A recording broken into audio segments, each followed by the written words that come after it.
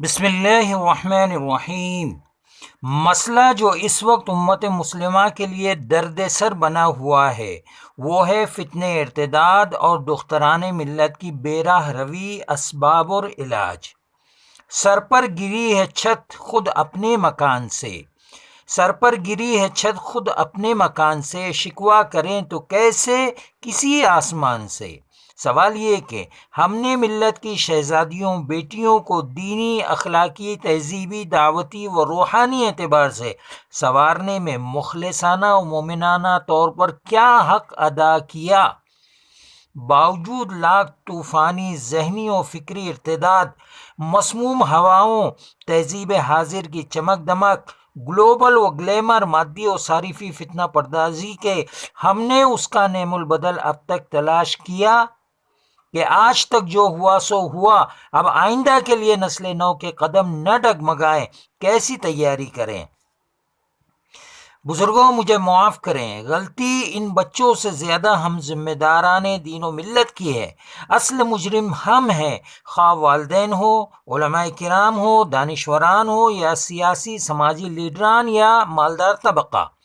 یہ ہمارے عدم اتفاق، مسلک پسندی اور خود غرضی کے وہ کڑوے کسیلے پھل ہیں جو ہم چکھ ہی نہیں رہے، براہ راست اس کی زد ایمان و اسلام، سنت و شعار نبی صلی اللہ علیہ وسلم پر پڑ رہی ہے، جن سے متعلق اللہ کے یہاں ہماری پکڑ ہوگی کہ صحیح معنوں میں ہم نے وہ حق ادا ہی نہیں کیا۔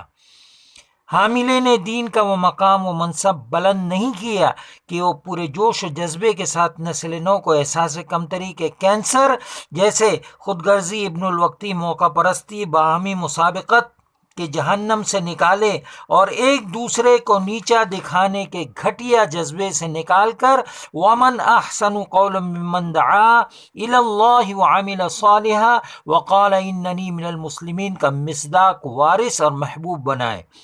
ہم نے دین کو ان کے لیے ایک روایتی، رسمی اور خشک مضمون کے بطور خوراک پروسا ہے آج تک۔ ٹریجڈی یہ کہ دینی اعتبار سے پیاسی نسل نو کے لیے، جن کے پاس سب کچھ ہوتے ہوئے بھی وہ انہیں دینی و اخلاقی اعتبار سے سیراب کرنے سے محروم، جس کا عذاب صرف مسلمان ہی نہیں پوری انسانیت بھگت رہی ہے۔ مجھے الحمدللہ 2 اسکولوں میں بحیثیت شخصیت ساز دینی تعلیم کی تدریس و تربیت کا شرف حاصل ہے۔ آپ یقین مانیں، ذرا آپ بچوں کے دل کے تاروں کو چھیڑیے، ان کی آنکھیں نم ہو جاتی ہیں، گھریلو مسائل ہو یا تعلیمی مسائل، ان کے درد کا درما اور زخموں کا علاج و مرہم دین اسلام کی پرکشش تعلیم، قرآن و سنت کی سحر انگیزی اور جاذبیت میں مضمر ہے۔ ذرا درد و سوز، نرمی، محبت اور سلیقے سے ان کی مسیحائی کیجیے اور اپنے مربی ہونے کا حق ادا کیجیے۔ کوئی بھی مکتبہ فکر اور جماعت کے ارباب یہ دعویٰ نہیں کر سکتے کہ ہمارے بچے شیطانیت کے زیر اثر طوفان سے محفوظ ہے۔ لہٰذا میری ہر مکتبہ فکر اور جماعت کے احباب سے، علماء سے گزارش ہے کہ ہم ایک دوسرے کے فروعی مسائل کو چھیڑنا، عقائد و ایمان کے نام پر ایک دوسرے کو کافر بنانا چھوڑ دیں۔ ہم غیروں کی نظر میں مسلمان ہیں، مگر افسوس ایک دوسرے کی نظر میں آج تک کافر بنے ہوئے ہیں۔ ہمارا دانشور طبقہ ہم چوں دیگر نیست، یعنی ہم سے زیادہ کوئی ہوشیار نہیں کہ زوم و بھرم میں اب علماء و ائمہ کو نشانہ بنانا چھوڑ دیں۔ اگر قوم کا مالدار طبقہ اسراف و فضولیات، لغویات و خرافات، مثلا شادی، منگنی، برتھ ڈے پارٹی، چلہ چھٹی، سیر و تفریح، گھر کی آرائش و زیبائش میں لاکھوں روپیہ برباد کرنا بند کر دیں تو انشاءاللہ ملت اوپر اٹھ سکتی ہے۔ یہ ہم سب کے لیے بے حد شرم سے ڈوبنے کا مقام ہے کہ ملت کی بے شمار بچیاں اپنے پیٹ کے خاطر بالکل حقیر پیشوں سے سمجھوتا کرنے کے علاوہ معمولی رقموں پر اپنی عفت و عصمت کا سودا تک کر رہی ہیں۔ کہاں تک گناؤں دوستو، سینہ درد سے لبریز ہے۔ میرے دین کے رہبر وہ رہنما جو اپنے سینوں میں نور نبوت لیے آج آٹو رکشہ چلانے، پکوڑے تلنے، کیبل اور مٹکے والوں کے یہاں برکت کے لیے قرآن پڑھنے پر مجبور ہیں، اور ملت کا 96% سرمایہ عصری تعلیم سے آراستہ مگر اس قیمتی دولت سے کما حق و محروم۔ کیوں ہمیں اللہ کا ڈر نہیں لگتا کہ ہمارے چونچلوں، نمائشی، کھوکھلی، ریاکارانہ زندگی کا عذاب ہمارا معصوم طبقہ بھگت رہا ہے؟ وہ بیٹیاں جنہیں آگے چل کر حلال حق زوجیت ادا کرنا ہے اور جن کی گودوں میں امت کی صالح نسل کو پروان چڑھنا ہے، اس نیک فریضے کی حق کے ادائیگی کے بجائے وہ حرام خوری، بدکاری، دشمنان اسلام کی منظم سازشوں، حرص و ہوس کے جالوں میں پھنستی چلی جا رہی ہیں۔ دوستوں اور بزرگوں، بھائیوں، عزیزوں، سوال یہ ہے کہ اس کا ذمہ دار کون؟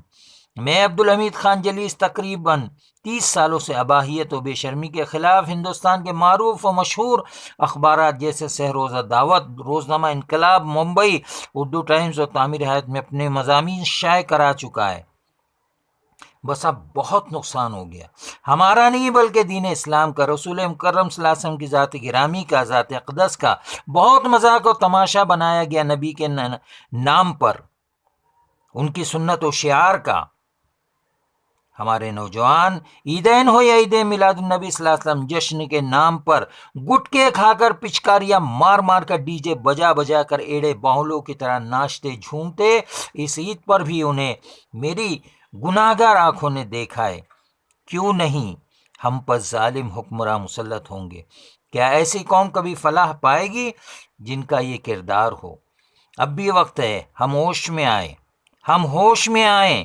اگر ہمیں دین کی سربلندی عزیز ہے، نئی نسل کے دین و ایمان کا تحفظ عزیز ہے، تو سب سے پہلے ہمارے دینی رہبران، ائمہ، علماء و مؤذنین کے مقام و مرتبے کو، ان کے تشخص و امتیاز کو بحال کرنا ہوگا۔ مسجد کی دینی انجمنوں کو زندہ، متحرک و فعال بنانا ہوگا۔ اس کے لیے ضرورت ہے اچھی تنخواہوں پر معمور، ایماندار، جوش عمل اور جذبہ خلوص والے علماء و حفاظ کے تقرر کا۔ احساس عمل کی چنگاری جس دل میں فیروزہ ہوتی ہے، اس لب کا تبسم ہیرا ہے، اس آنکھ کا آنسو موتی ہے۔ اللہ ہمیں عمل کی توفیق مرحمت فرمائے، آمین ثم آمین۔ آپ سب لوگوں سے دعا کا محتاج، دعا کا خواستگار، عبدالحمید خان جلیس۔